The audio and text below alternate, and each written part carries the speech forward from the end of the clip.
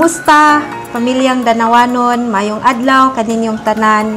Ako di ay si Ivy Durano, ang inyong gipili isip Vice Mayor sa siyudad sa Danao. Miyembro pud ko sa konseho sa 18th Sangguniang Panglungsod, no?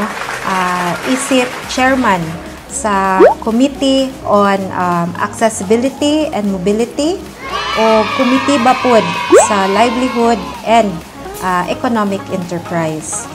Ang maong komitiba nga akong gikuptan maoy mo hatag og importansya sa pagpalambo sa dalanong agianan o transportasyon para sa ato ang syudad o para pod sa galaing-laing nga mga sektor.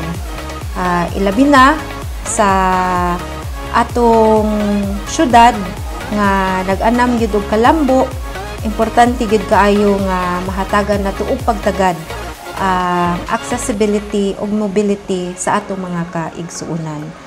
Ang ikaduha nga komitiba nga akong gikuptan mao ang Livelihood ug Economic Enterprise, mao ang paghatag pod og pagtagad sa panginabuhian sa atong mga kaigsuonan nga mga Danawanon, no, sa mga ginagmay nga mga negosyante sa ato ang syudad.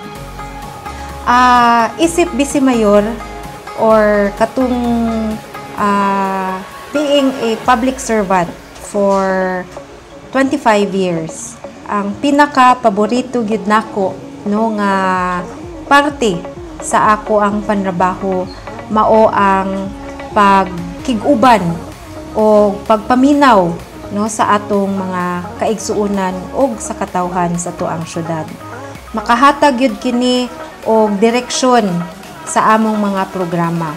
Muna nga ang atong liderato karon isip inyong Vice Mayor naka-focus sa people-centered nga pagamhanan.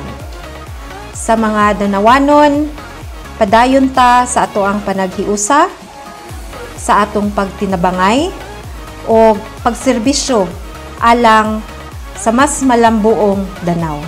Ang inyong tingog maoy among giya sa pagserbisyo.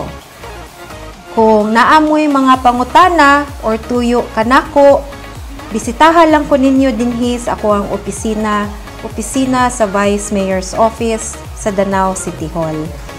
Or i-follow ko ninyo sa ako ang official page nga Ivy Hotchkiss Durano. Daghan kaayong salamat.